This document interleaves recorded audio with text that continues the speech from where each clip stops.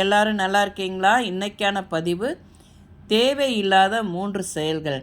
கடந்து போனதை நினைத்து இடிந்து போவது, அடுத்தவரோடு ஒப்பிட்டு பார்த்து துவண்டு போவது, அனைவரையும் திருப்திப்படுத்த நினைத்து நம் நிம்மதியை இழப்பது.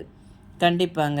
அதை பார்த்திங்கன்னா, கடந்து போனதை நினைத்து இடிந்து போவது. இது இந்த செயலை நம்ம மனசு வச்சா மாற்றிடலாம்.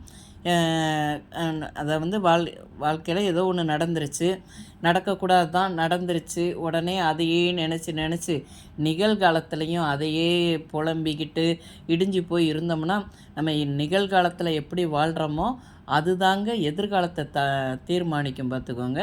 அதனால் இறந்த காலத்தில் நடந்த விஷயங்களை ஏன்னா நடந்தது தான், அதை மாற்றவே முடியாது. முடிஞ்சு போச்சு. அதை அதோட முற்றுப்புள்ளி வச்சுட்டு நிகழ்காலத்தில் நம்ம எப்படி வாழணும் அப்படிங்கிறத தான் நம்ம பார்க்கணுமே தவிர அடுத்த வழிகளை தேடி நம்ம போயிட்டுருக்கணும். அதே மாதிரி தாங்க அடுத்தவரோடு ஒப்பிட்டு பார்த்து, இந்த அடுத்தவங்களோட ஒப்பிட்டு பார்க்கறது மோசமான செயலுங்க. அது சொல்லுவாங்களே, போராமைன்னு கூட சொல்லிடுவாங்க. ஆனால் இந்த ஒப்பிட்டு அவனுக்கு நமக்கு சுகர் வந்துருச்சு, அவனுக்கு சுகர் வரலையே, அவன் நம்ம வயசு தானே, அவன் இன்றைக்கி இப்படி இருக்கான், நம்ம கஷ்டப்படுறோமே, அப்படிலாம் கிடையாதுங்க. நமக்குள்ளே 1000 திறமைகள் இருக்கும். கடவுள் ஒவ்வொருத்தருக்கும் இந்த பூமியில் இப்படி தான் வாழணும்னு எழுதி வச்சுருப்பார். அந்த வாழ்க்கையை நம்மளால் முடிந்தவருக்கு நல்லது செஞ்சு நம்ம எப்படி வாழ்கிறோம், அதை எப்படி நம்ம அந்த வாழ்க்கையை சிறப்பாக உருவாக்குறோன்னு தாங்க வாழ்க்கை. அதனால் அடுத்தவனோட ஒப்பிட்டு பார்க்குறது தவறான ஒரு விஷயம், பார்த்துக்கோங்க. அனைவரையும் திருப்திப்படுத்த நினைத்து நம் நிம்மதியை இழப்பது. கண்டிப்பாங்க.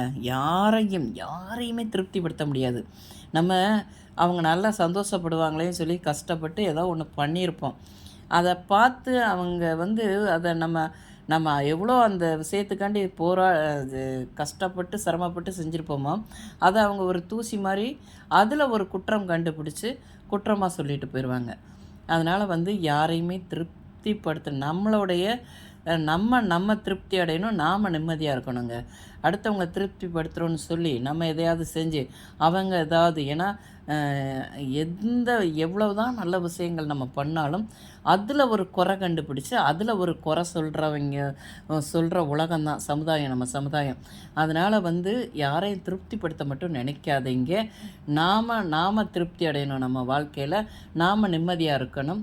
அப்போ தாங்க நம்ம உடல் ஆரோக்கியமாக இருக்கும். இந்த பதிவு உங்களுக்கு பிடிச்சிருந்தால் பார்வதி வீட்டு சமையலுக்கு ஆதரவு கொடுங்க. ஓம் சாய்ராம்.